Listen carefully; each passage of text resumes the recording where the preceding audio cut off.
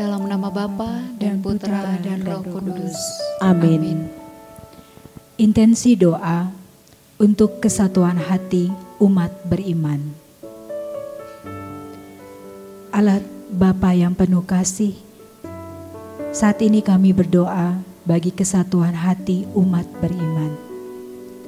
Engkau yang sudah menyatukan kami di dalam tubuh Kristus-Mu, biarlah kami boleh senantiasa mengupayakan hal-hal yang baik, hal-hal yang berkenan kepadamu.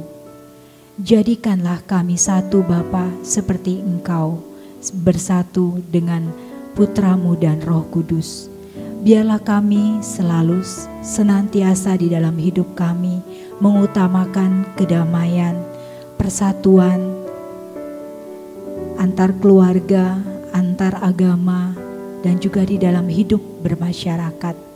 Pimpin kami dengan Roh Kudus-Mu agar kami selalu membawa perdamaian di tengah-tengah umat beriman.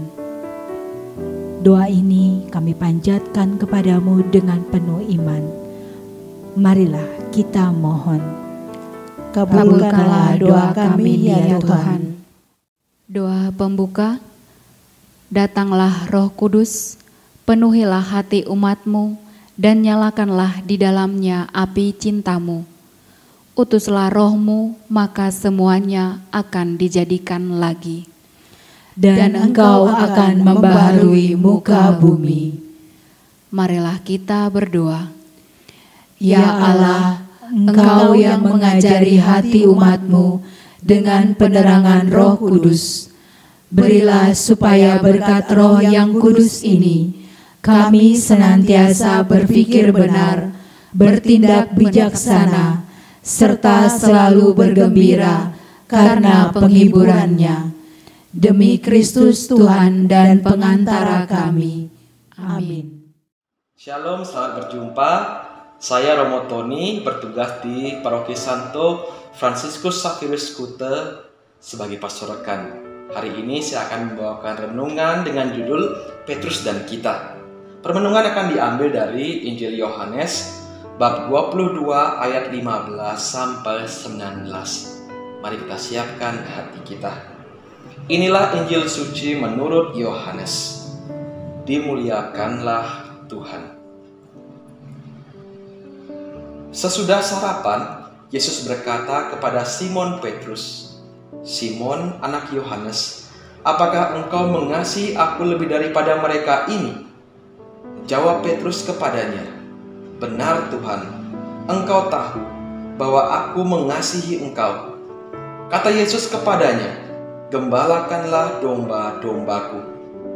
Kata Yesus pula kepadanya untuk kedua kalinya, "Simon, anak Yohanes, apakah engkau mengasihi aku?" Jawab Petrus kepadanya, "Benar Tuhan, engkau tahu bahwa aku mengasihi engkau." Kata Yesus kepadanya, "Gembalakanlah domba-dombaku."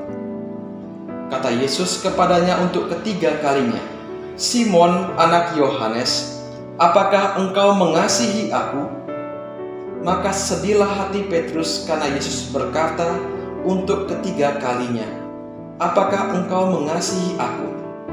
Dan ia berkata kepadanya, "Tuhan, engkau tahu segala sesuatu. Engkau tahu bahwa aku mengasihi engkau." Kata Yesus kepadanya, "Gembalakanlah domba-dombaku. Aku berkata kepadamu, sesungguhnya ketika engkau masih muda, engkau mengikat pinggangmu sendiri dan engkau berjalan kemana saja kau kehendaki. Tetapi jika engkau sudah menjadi tua, engkau akan mengulurkan tanganmu, dan orang lain akan mengikat engkau dan membawa engkau ke tempat yang tidak kau kehendaki." Dan hal ini dikatakannya untuk menyatakan bagaimana Petrus akan mati dan memuliakan Allah. Sudah mengatakan demikian, ia berkata kepada Petrus, "Ikutlah aku." Demikianlah sabda Tuhan. Terpujilah Kristus. Saudara-saudara yang terkasih, dalam Injil yang baru kita dengar, kita mendengar Yesus bertanya 3 kali pertanyaan yang sama kepada Petrus, apakah engkau mengasihi aku? Dan 3 kali pula Petrus memberikan jawaban yang sama terhadap pertanyaan sang guru. Kalau kita renungkan secara lebih mendalam, kita mungkin merasa 2 jawaban awal dari Petrus itu 2 jawaban yang penuh dengan rasa percaya diri, keyakinan, tetapi di dalamnya juga ada ego, jawaban yang penuh juga dengan kesombongan. Mungkin karena Petrus ingin menunjukkan di antara para rasul yang lain bahwa dia lebih hebat, dia lebih beriman. Tetapi ketika Yesus bertanya untuk ketiga kalinya, Petrus mulai sadar. Petrus mulai masuk dalam ruang hatinya, mulai mengalami pergumulan hati, mulai berefleksi. Dan Petrus tahu bahwa dia sebenarnya belum bisa mengasihi gurunya secara total. Ia teringat masa lalunya, ia teringat akan pengkhianatan yang pernah ia lakukan kepada sang guru. Tetapi sekalipun demikian dipenuhi rasa bersalah, ia tetap ingin menunjukkan tekadnya, menunjukkan perubahan hatinya. Ia ingin menunjukkan ketulusan cintanya, kasihnya kepada sang guru. Maka Injil menulis bahwa Petrus menjawab pertanyaan ketiga dengan hati yang sedih. Tapi jawabannya sama. Petrus memberikan jawaban yang sama. Tuhan, Engkau tahu segala sesuatu. Engkau tahu bahwa aku mengasihi Engkau. Coba kita lihat. Jawaban Petrus ini jawaban yang sama dengan jawaban yang sebelumnya. Tetapi sikap hatinya berbeda. Kalau sebelumnya penuh dengan keyakinan diri, kepercayaan diri, ada ego, ada kesombongan. Jawaban ini penuh dengan refleksi. Jawaban ini penuh dengan rasa bersalah, rasa ketidakberdayaan, rasa penyesalan yang mendalam. Karena ia menyadari bahwa dirinya, Petrus sendiri bukan orang yang setia mengasihi Tuhan. Namun, kalau kita renungkan lagi, sikap hati seperti Petrus ini, itulah sikap hati yang baik untuk pertumbuhan iman, pertumbuhan panggilan untuk mengasihi Yesus. Kalau orang merasa hebat dengan dirinya, merasa kemampuannya sudah hebat, ia akan merasa tidak memerlukan lagi rahmat Tuhan. Karena ia merasa bahwa bisa lakukan semua pekerjaan dengan mengandalkan dirinya sendiri. Tapi sikap Petrus menunjukkan bahwa justru dalam kelemahan-kelemahan kita, kuasa Tuhan itu menjadi sempurna. Kuasa Tuhan itu benar-benar bekerja. Maka saudara-saudara yang terkasih, pada novena mohon karunia Roh Kudus, hari yang ke-8 ini, pertanyaan yang Yesus sampaikan kepada Petrus itu juga disampaikan kepada kita sekalian. Apakah engkau mengasihi aku?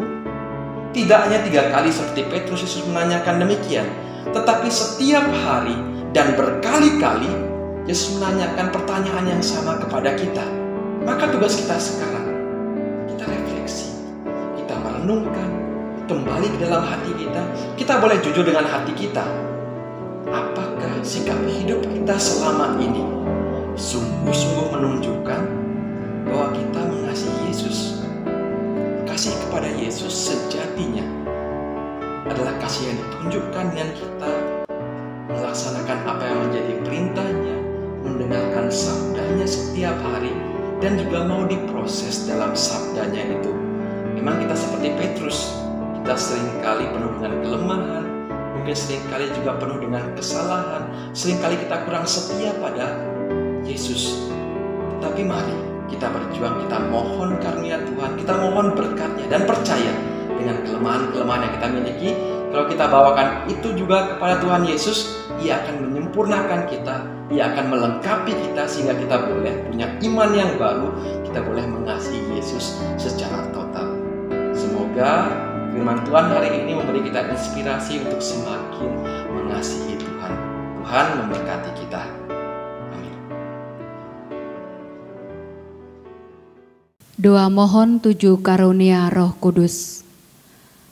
Datanglah ya Roh hikmat, Turunlah atas diri kami, ajarlah kami menjadi orang bijak, terutama agar kami dapat menghargai, mencintai, dan mengutamakan cita-cita surgawi.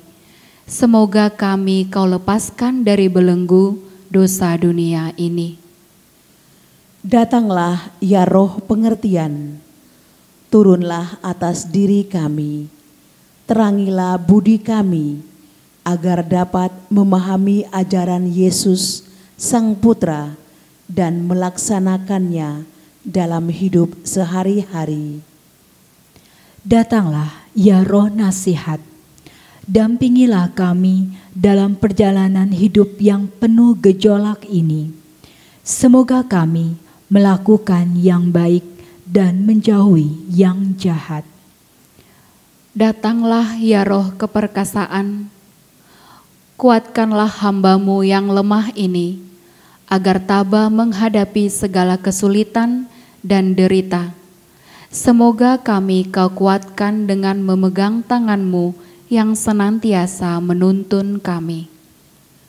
Datanglah ya Roh pengenalan akan Allah, ajarlah kami mengetahui bahwa semua yang ada di dunia ini sifatnya sementara saja. Bimbinglah kami agar dapat menggunakan hal-hal duniawi untuk kemuliaan-Mu. Datanglah ya Roh kesalehan, bimbinglah kami untuk terus berbakti kepadamu. Ajarlah kami untuk menjadi orang yang tahu berterima kasih atas segala kebaikan-Mu, dan berani menjadi teladan kesalehan bagi orang-orang di sekitar kami. Datanglah ya Roh takut akan Allah, ajarlah kami untuk takut dan tunduk kepadamu dimanapun kami berada. Tegakkanlah kami agar selalu berusaha melakukan hal-hal yang berkenan kepadamu. Amin. Doa Bapa kami.